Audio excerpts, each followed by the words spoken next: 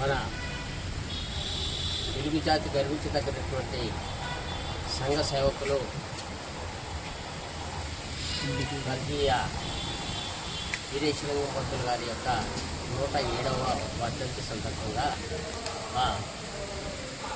Urban జిల్లా Congress party ఆధ్వర్యంలో పెద్దలు విశ్వేశ్వర రెడ్డి గారు ముఖ్య అతిథిగా ఇక్కడి నుంచి అందరూ కూడా వీరేశలింగం గారి యొక్క సమాధి హోమాలు వేసి నివాళులు అర్పించడం జరిగింది.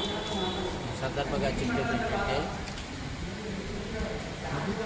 ప్రపంచంలో చాలామంది పుడుతూ ఉంటారు, కానీ సంఘం కోసం సంఘ సేవలో తరించినటువంటి అతి కొద్ది మందిలో మన వీరేశలింగం పంతులు గారు.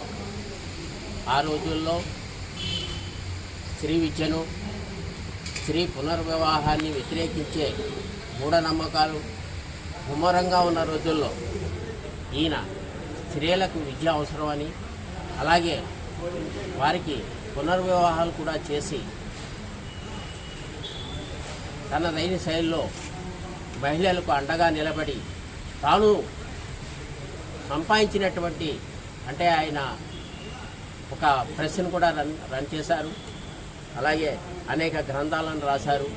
దానిపైన వచ్చినటువంటి రాయల్టీనంతా కూడా స్త్రీ విద్యకు కానీ, లేదంటే స్త్రీలకు పునర్వివాహాలు చేయటం విషయంలో కానీ, లేదంటే సంఘానికి ఉపయోగపడే సేవా కార్యక్రమాల్లో కూడా ఆయన సొంత ఆస్తులను వెచ్చించారు.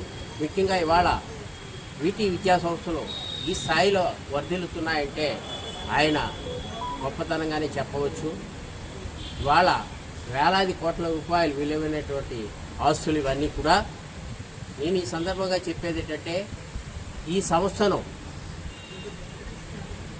ఆయన ప్రజా ఉపయోగార్థము ప్రజల కొరకు డొనేషన్గా ఇచ్చినటువంటిది. దీనిని పరిరక్షించండి, ప్రజల ఉపయోగార్థం ముందుకు తీసుకెళ్ళండి, అంతేగాని స్వార్థంతో దీనిని ఆయన యొక్క ఆశయాన్ని తూట్లు పడవద్దని ఈ సందర్భంగా తెలియజేసుకుంటూ సెలవు తీసుకుంటాను. Thank you.